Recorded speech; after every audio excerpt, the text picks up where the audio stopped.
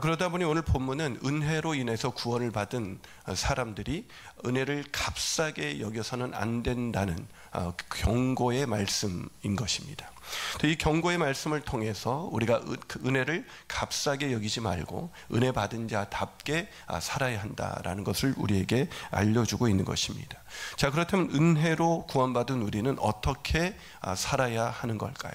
첫 번째로 은혜를 망각해서는 안 됩니다. 은혜를 망각해서는 안 된다. 오늘 보면 20절, 21절을 보면 이렇게 기록되어 있습니다. 옳도다 그들은 믿지 아니함으로 꺾이고 너는 믿음으로 섰느니라. 높은 마음을 품지 말고 도리어 두려워하라. 하나님이 원가지들도 아끼지 아니하셨은즉 너도 아끼지 아니하시리라. 자, 자비와 은혜가 풍성하신 하나님께서 굉장히 강력하게 경고하고 있습니다. 왜 그렇죠? 너희들이 은혜로 말미암아 이 이방인들이 은혜로 구원을 받았지만 너희들도 버림받을 수가 있어 라면서 이렇게 경고하시는 것입니다. 왜일까요?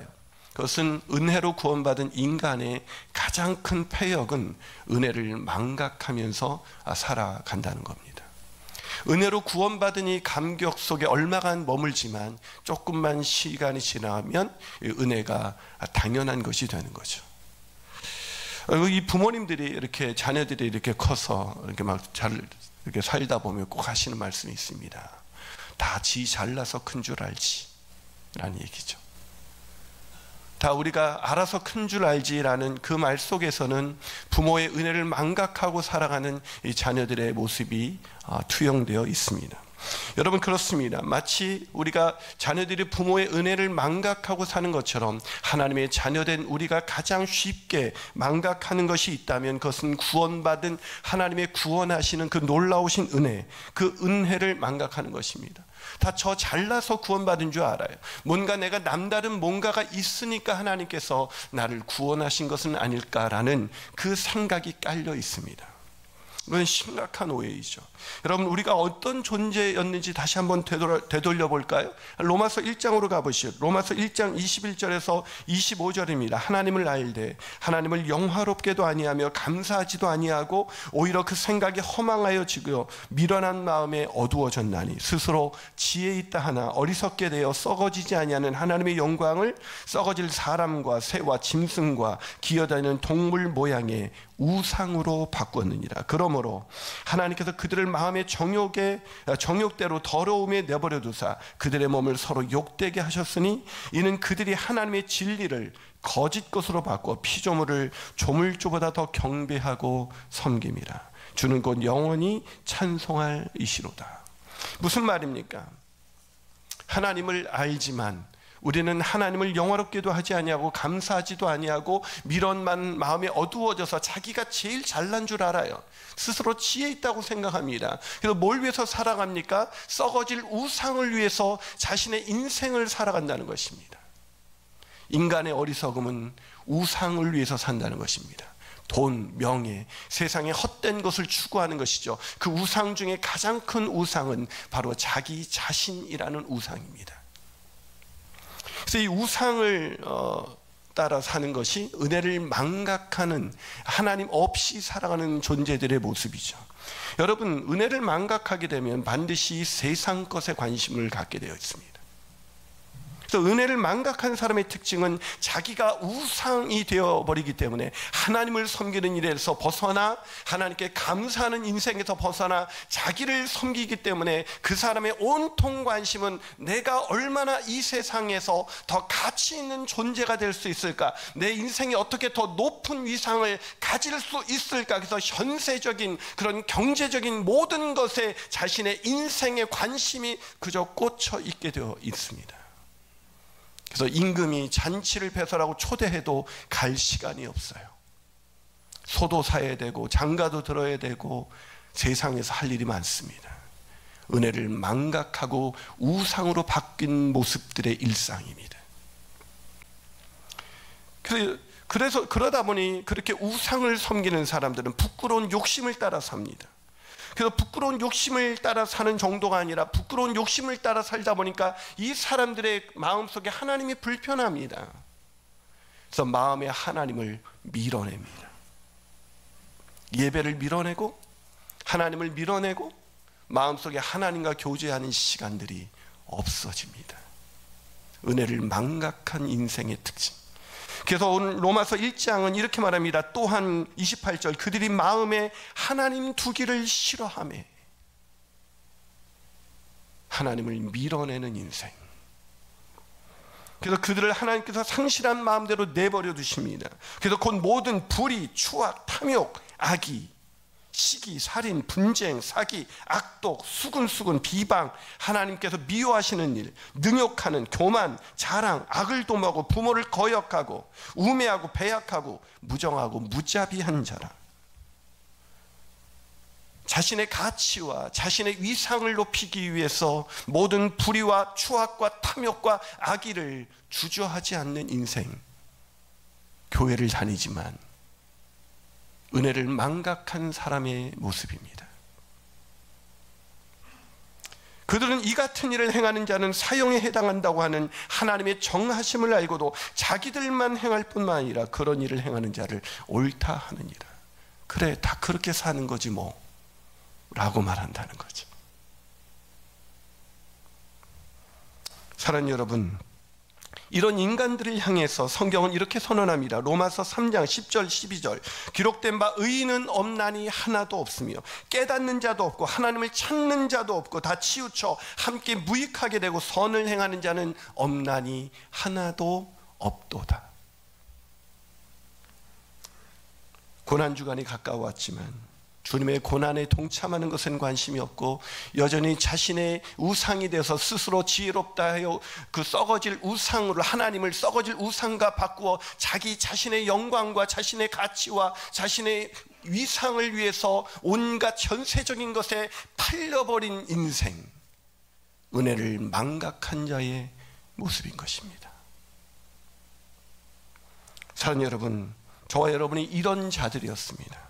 그런데 하나님께서는 이런 자들이라면, 은혜를 받고도 이렇게 사는 자들이라면 마땅히 은혜 받을, 은혜로 구원할 만한 가치가 단 1도 없는 버러지만도 못한 인간들이 아니겠습니까?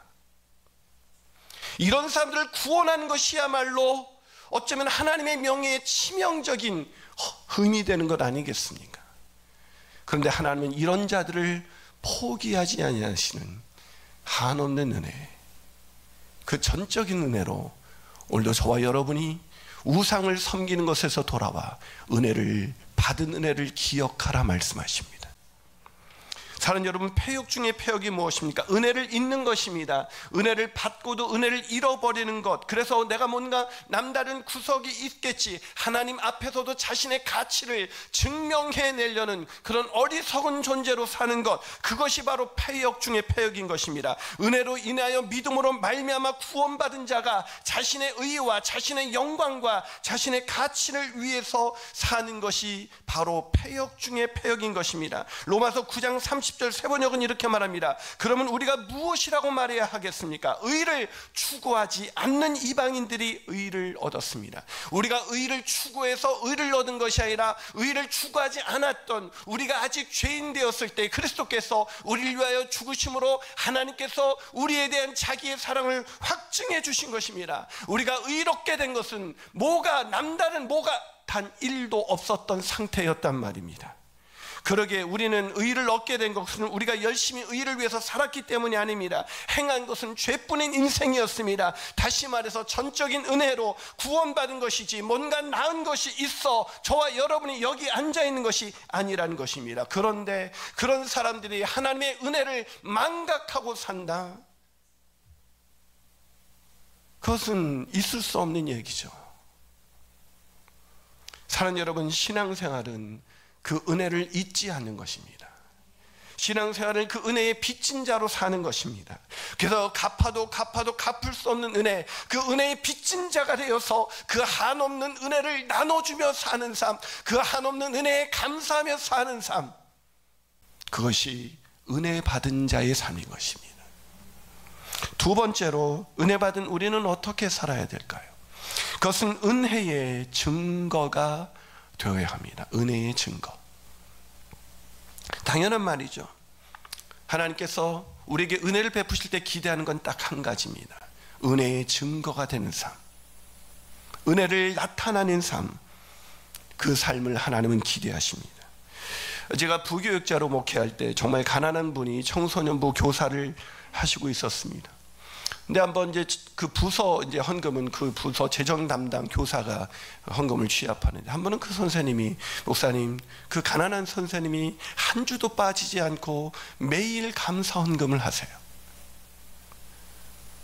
근데 그분은 본 예배에도 감사하지만 청소년 예배를 드리면서도 매일 감사를 하는데, 그 감사 헌금은 목사님 그 가난한 성도라서는지 꼬깃꼬깃 구겨진 그 돈은 어떤 때는 5,000원, 어떤 때는 2,000원, 어떤 때는 1,000원짜리 한 장이 있기도 하는데, 그게 저에게 참 감동을 주고 있습니다. 그래서 제가 그분과 한번 교제하다가 제가 이렇게 들었는데 그렇게 매주 특별히 감사헌금을 하시는 이유가 있으신가요? 라고 물었더니 그분이 저에게 이렇게 대답했습니다. 목사님, 아시는 것처럼 저는 가난합니다. 하지만 그 누구보다도 저는 부유한 인생입니다. 하나님의 은혜가 늘 나에게 있기 때문이죠. 저는 그 고백이 지금도 생생합니다. 그분의 삶은 늘 은혜의 증거였던 것입니다.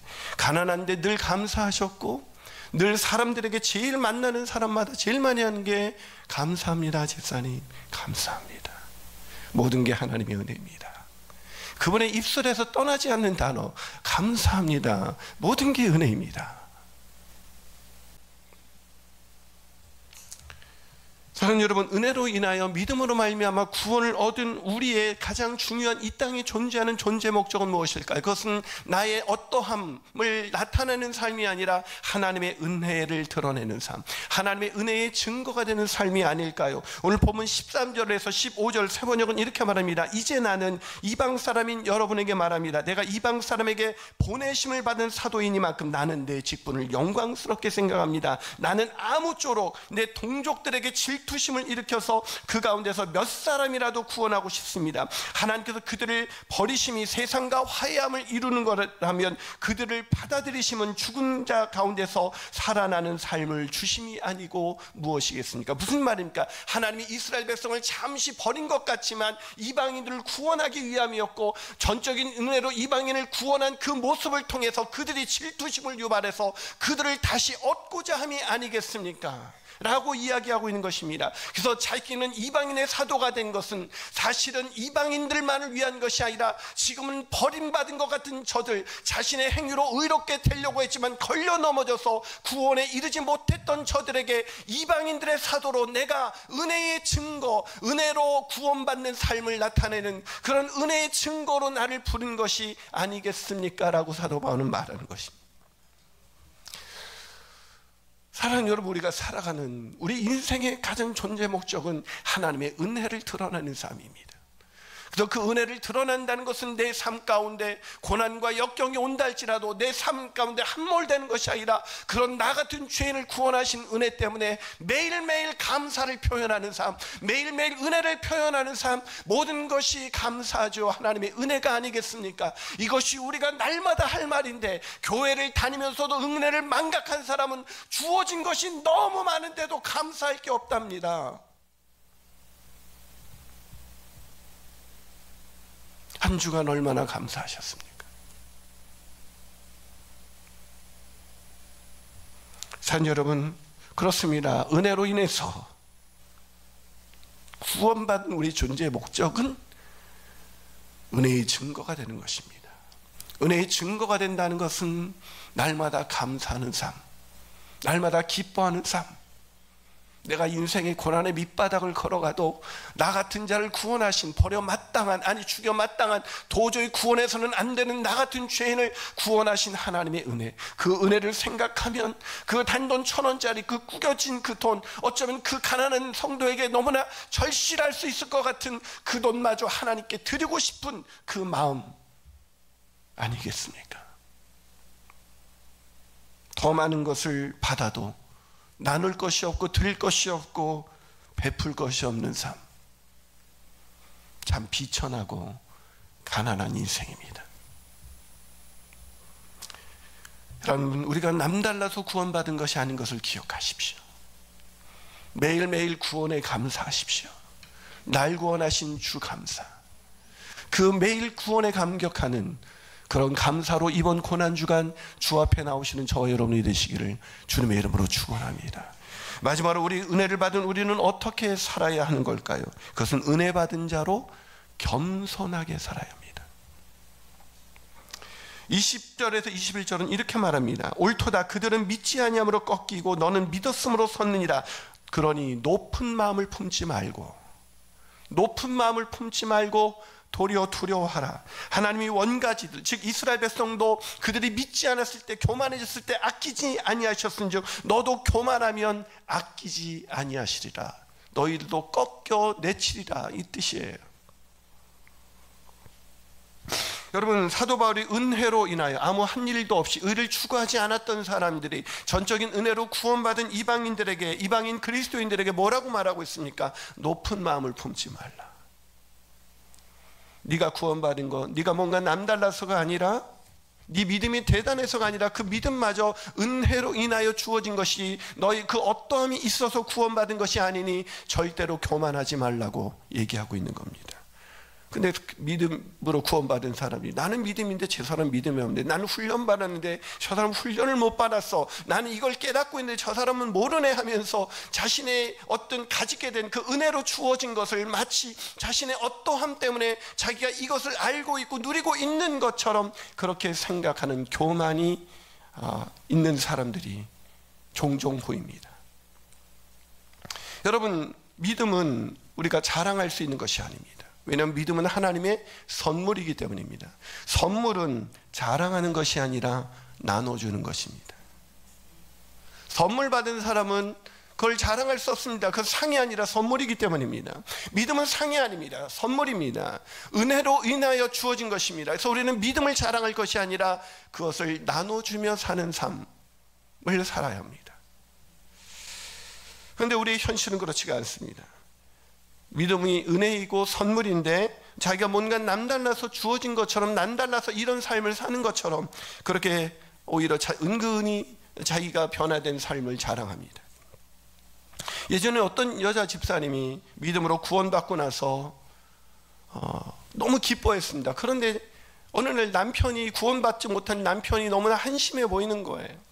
이 은혜를 좀 제발 깨달았으면 좋겠는데 라는 그 마음의 소원은 참 좋은데, 그것을 넘어서서 마치 구원받지 못한 남편이 어떻게 저 진리를 깨닫지 못했을까, 그 진리를 깨닫게 하신 것도 은혜인데 마치 자신은 지혜로워서 깨닫고 남편은 아직 어리석어서 그것을 깨닫지 못한 것처럼, 저와 그렇게 부부가 식사를 하는데도 우리 남편 다 좋은데, 목사님 흠잡을 데 없이 다 좋은데 예수 안 믿는 거 그게 결정적인 흠입니다 라고 얘기를 하더라고요.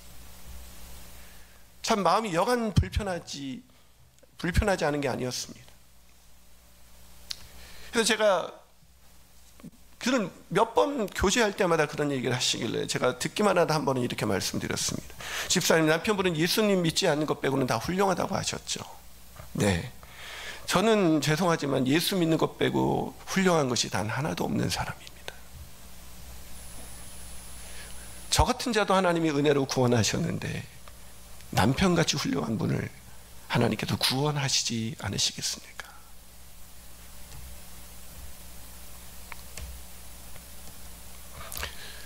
이후 그 여자 집사님은 남편의 믿음 없음을 함부로 얘기하지 않고 남편분을 더욱 잘 섬기면서 남편분을 위해서 기도하는 사람이 되었습니다. 그게 은혜 받은 자의 모습입니다. 은혜는 자랑하는 것이 아니라 나눠주며 살라고 주신 것입니다. 더 섬기며 살라고 주신 것입니다.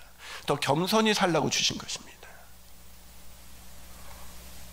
여러분, 은혜로 말미암은 믿음은 우리에게서 나온 것이 아닙니다. 은혜로 말미암은 이 믿음은 하나님의 지혜요, 하나님의 능력이요, 하나님의 선물이요, 하나님의 열심이요, 하나님의 한없는 자비와 사랑인 것입니다. 그런데 그런 우리가 교만해진다, 있을 수 없는 일입니다. 교만해지는 순간 더 이상 우리의 삶에 은혜는 작동하지 않습니다. 우리가 교만해지는 순간 더 이상 은혜는 은혜일 수가 없는 것입니다. 오직 은혜는 자격 없는 자신의 모습을 늘 확인하며 사는 것입니다. 것입니다. 도저히 구원받을 자격이 없는 나 같은, 아니 구원받을 자격이 단 1도 없는, 아니 절대로 구원해서는 안 되는 그런 우리를 구원하신 그 은혜를 아는 사람은 늘 겸손하게 살아가는 것입니다. 사랑하는 여러분, 저와 여러분은 그 은혜 받은 사람으로 살고 있습니까? 박영석 목사님께서 다시 쓰는 로마서에서 은혜에 대해 이런 얘기를 하셨습니다. 은혜가 있으니 아무렇게 살아도 좋다라는 말은 성경이 말하는 은혜를 오해하는 겁니다. 은혜를 받았으니 이제 맘대로 살아도 되겠네. 그건 은혜를 못 깨닫는 사람입니다. 사랑하는 여러분, 은혜는 우리를 내 마음대로 살아도 된다라고 말하지 않습니다. 은혜는 네가 어떤 자였는데 어떤 상태에서 구원받았는지를 기억하라고 말합니다. 저와 여러분이 도저히 구원받을 가치가 단 1도 없었던 사람들, 아니 구원하면 하나님의 공의마저도 마치 상실한 것처럼 보일 것 같은, 여러분 세상에 가장 악한 사람을 선대하는 사회를 본 적이 있습니까? 가장 악한 자 중에 악한 저와 여러분을 구원하신 그것을 기억하라는 것입니다. 그래서 그것을 기억하고 감사하며 사는 은혜의 증거가 되는 삶을 살라고 말하는 것입니다. 그 은혜는 은혜를 기억하고 은혜의 빚진 자가 되어서 은혜의 증거로 겸손하게 살라고 우리에게 요구하고 있습니다.